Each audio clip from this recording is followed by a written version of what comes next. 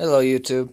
I'm doing a follow-up video on the one I made about how I am willing to make and sell customized flags for you. Now, what this is going to be is I'm going to go over the ones that I have made in the past to give you an example of what you're going to get. Now, this right here is one of my first. It's only one-sided. That's because I didn't intend on making it double-sided, and with all this, it was kind of like I just didn't want to have to cut out all these little, you know. So I just had this sewed onto a bag that I carried around with all my stuff in it at school. And since that was before I even knew how to embroider, before I even heard of it, I did not put the stars there because if I would put stars on there, the ends would come unraveled and it would just look like hell. So I just kept it a simple cross. I honestly like it better that way anyways, truth be told. I think it just looks awesome. So it's all sewed together nice and securely. And you'll see the ends come undone because I did not fold them over. In fact, I had this hanging on my wall just over there where you see the only empty space. So that's one. Now this one, second time I done embroidering, allow me to go show you the first, which I forgot about. I embroidered Bonnie Blue flag, a small one, a very small stick flag that I originally had planned to put on the antenna of the car that I drive. Only I didn't want to screw it up. I didn't want the whole thing blown away, so I just decided not to go that route.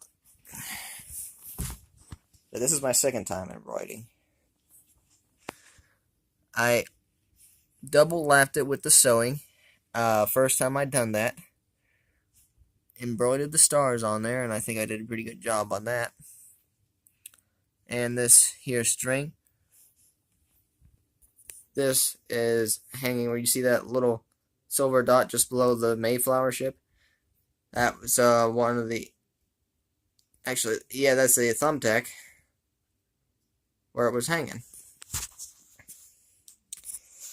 So I got this off there just for you. You're welcome. The red overlaps onto the white, whereas the white begins to overlap onto the red, and the blue overlaps onto the red as well. So you have a nice even line. Once you'll see the mistake I made on that on the on the first major flag project I done, which is on the bottom of all this pile. And since I didn't want to screw that up when I wanted a war-torn flag, I made this.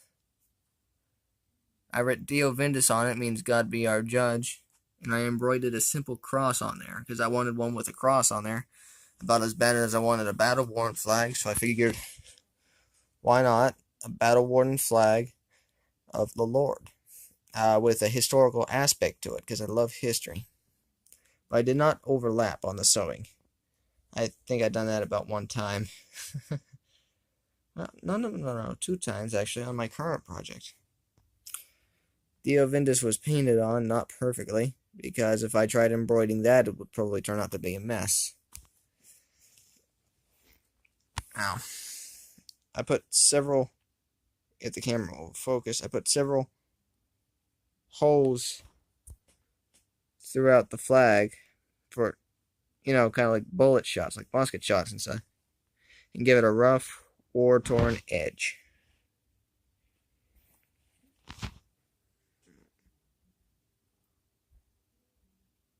So it looks like a proper battle flag. And through the sleeve is where a staff may go. I folded this one over, or sewed this one closed, this end closed, so that it did not go down to the bottom of the staff, and string to secure it. As this is one I'm going to be flying right outside my window on a small pole I have.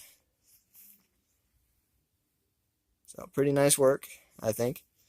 I could do battle worn flags for you as well. It's just that they're not going to be they're not going to be in good condition. So I don't know why anybody would want to torn up flag. I just wanted one from a history aspect. Now this one, first time I tried doing a cross, slanted cross on any flag. And I done this out of some very thick material that I bought from Hobby Lobby ages ago. And this has been sitting in my dresser project drawer for quite some time before I decided to make it. Now, this wasn't long enough, so I had to do this. I had to sew on this little extra bit. Now, these ain't sewed overlapping. Since the material is so thick, I decided to just put the string through there, put the needle through there, and then just close it in on the other end so it's nice and flat. And since it's a thick material, it takes a lot of wind for it to fly. First time doing Southern Cross, or a cross like this of any flag, so I decided not to go the full Southern Cross, battle flag of the Army of the Northern Virginia, because I would probably wind up looking like hell, because this is the first time I've done this. And I wanted to make sure I'm good before I do the battle flag of the Army of Northern Virginia, like the one you saw on the other, like the first one I showed you. And I done that one because I knew there was little chance it would turn out like crap. I did not want to show any disrespect to my countrymen, to my ancestors. Now this, another battle-worn flag I wanted to do, which invokes the Second Amendment. You can see it's supposed to look like it's been through a lot. Sic semper tyrannis is Latin for thus always to tyrants. Why is this thing not focusing? There it is. It says, my gun stays, come take it, and Dio Vindus, God be our judge. I did not double sew. I cut out the pieces. I cut out the pieces and I sewed them on them. And I put a few holes in this thing, which you can't rightly see, except unless I do this. And you can't really see them because they're not holes, they're more like cut lines. On the other side, there's one difference. Instead of my gun stays, it just simply says Second Amendment. Basically the same thing.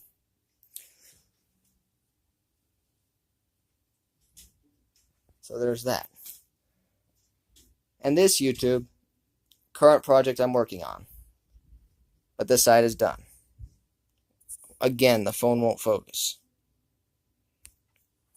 This is the one I double lapped. Or triple lapped, actually. See, 1, 2, and the white is 3. And the white blends in well enough. The red you see is trace marks. So, that's not always going to be perfect, but now I got chalk outliner, so you probably won't be having those trace marks unless I need to, like on a white surface, I have white chalk. I'll try to get some other different colored chalk to fix that. But this is double lap. This is an Autobot flag. Other side is not done because the other side is still under construction. I couldn't sew on top without a sheet cover because I couldn't get the size to match up perfectly. But this has a very wide sleeve on it. All this is the sleeve for the staff to go into. And it's also double sewed. With this on there to hook up to the hook of the staff to make sure it does not fall. So any Transformers fans out there, tell me if you want this or a Decepticon flag, and tell me what colors you want, and that's that. Now this here is the Bonnie Blue flag. You Southern boys will know this. This is actually the first time I've done a small flag. I think it's kind of close to the size of the one I don't have anymore that I gave to a friend of mine during Secret Santa, which is a Christian flag, except with red, on a red field, blue canton, and I think a white cross, if I'm not mistaken. It's been a while since I've seen it. But the Bonnie Blue flag here, only one row of sewing, but it's on there pretty good. Once again, did not sew over the edges. So there's that. So you're going to have to tell me if you want me to sew over the edges for you. Otherwise, nature might take over on me. And it's not a perfectly straight cut either. I'm not perfect. Your flag's not going to be perfect. I do this all by hand. I do not have a sewing machine. I do this all by hand. Now, about the Bonnie Blue flag. It has 4 of these.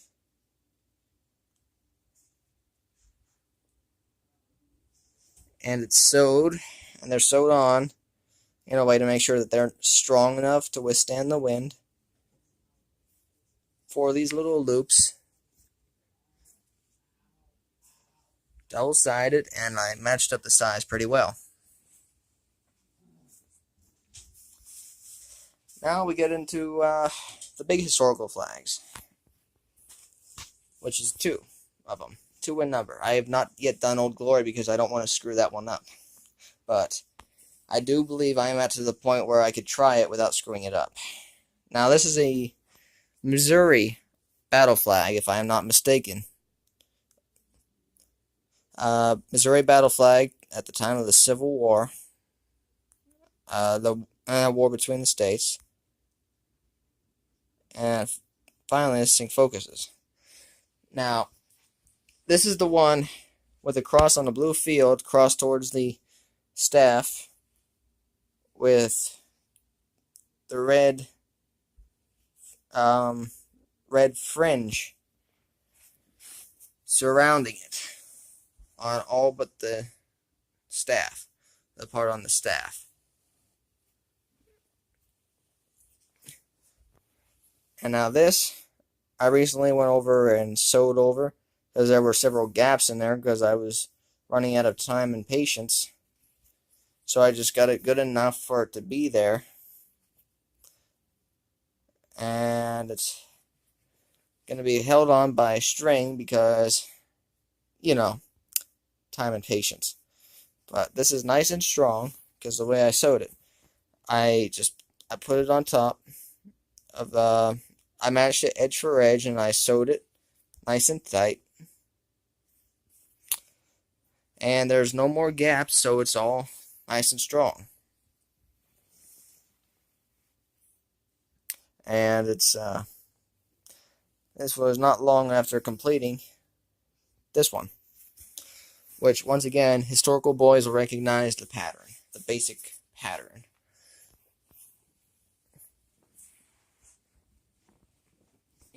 Try to lay it out for you properly.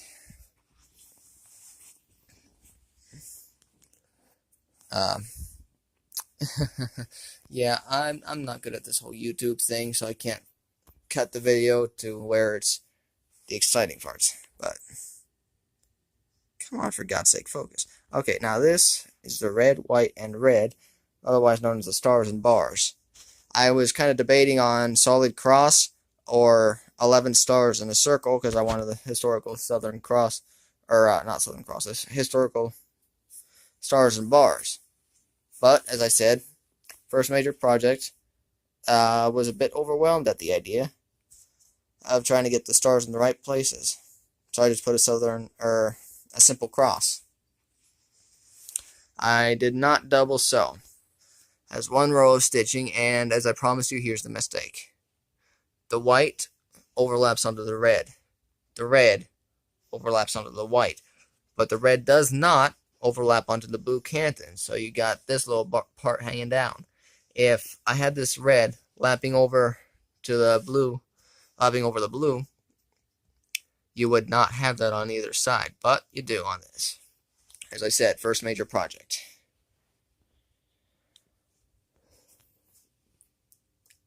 Now this here was a new addition, the sleeve, for the staff to slip through. I like that, actually, very much. Problem was that I did not do measurements right, and the staff was too dang small, and the sleeve was too dang, or the staff was too big, and the sleeve was too small. I was being an idiot, and I was not using my eyes or paying attention. This little piece of white was the only thing originally holding it onto the staff. And that wasn't, I didn't trust that very much, so I just decided, you know what, to hell with it. I'm just going to take the sleeve I added on, and I'm going to sew it onto these whatchamacallits to make sure that it's nice and strong and sturdy, which it is. Double-sided flag, and I matched up the shapes pretty well. I matched them up pretty well. It took me some time. And this is basically all an example of what you'll be having if you have me do custom flags for you.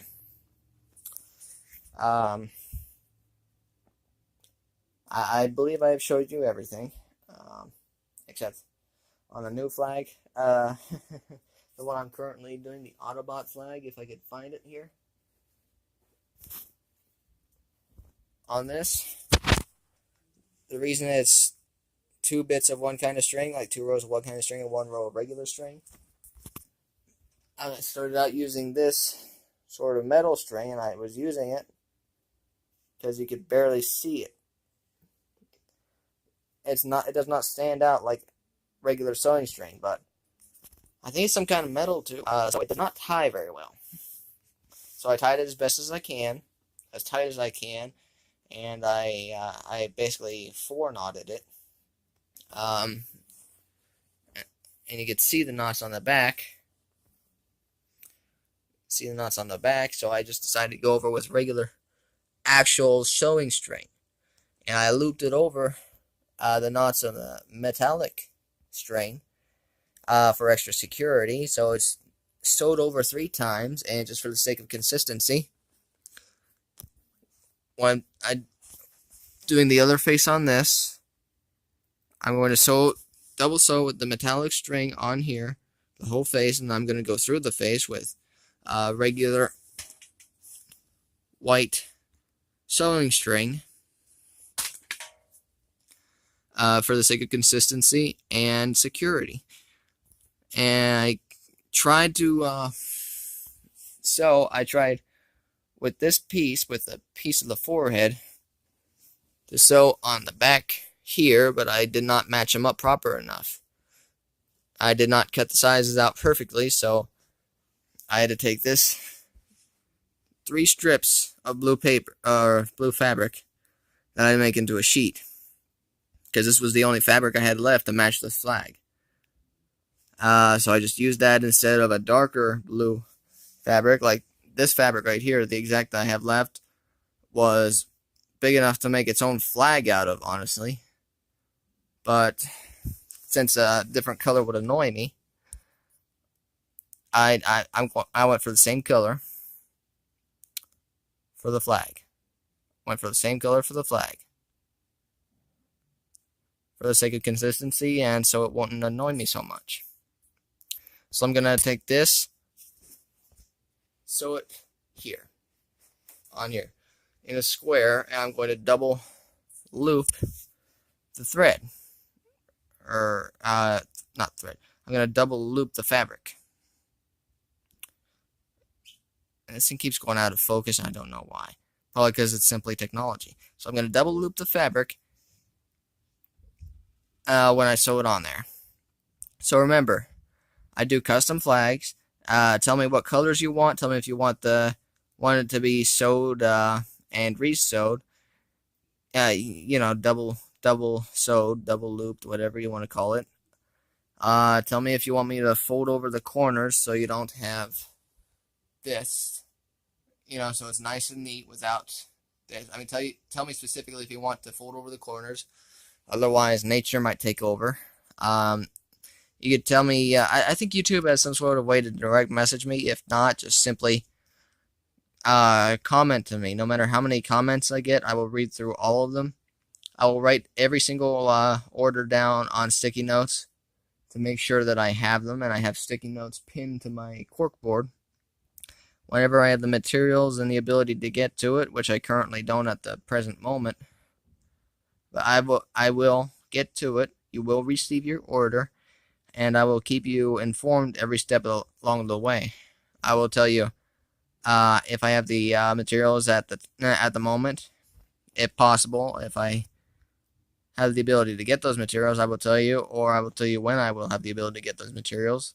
I'll tell you when I get those materials, when I start with the flag, when I'm kind of in the middle of doing the flag, and when the flag is finished, and I will ship it to you.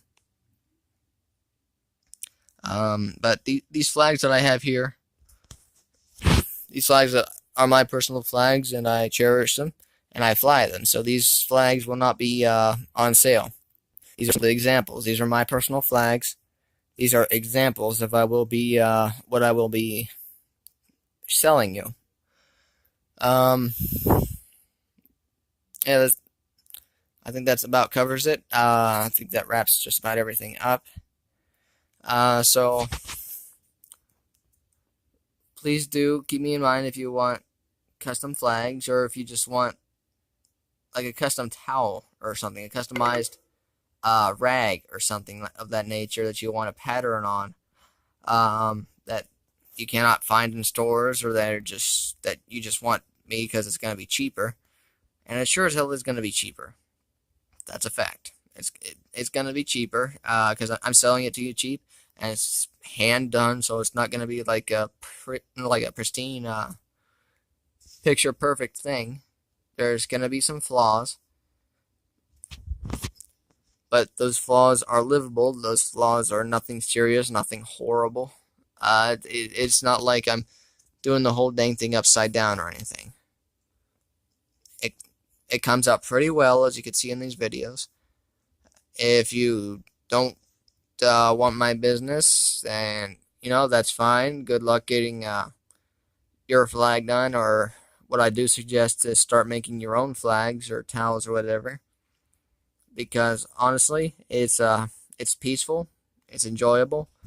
You will have frustrations like the sewing string that knots up on you. You'll have frustrations trying to get the strength of the needle. You will have frustrations and shortage of fabric that you need, unless you keep well stocked on that stuff. And you will have frustrations of getting tired of it, like just wanting it to be done. So you have to sometimes fight the urge to just do it fast and sloppy. No, you have to go slow and neat. But all in all, it's a pretty good hobby of mine. I like it. I enjoy doing it. And I would be greatly appreciative of your business. Thank you very much for watching to the end of this video. I know it's kind of long for showing you examples. Take care, and keep on trucking.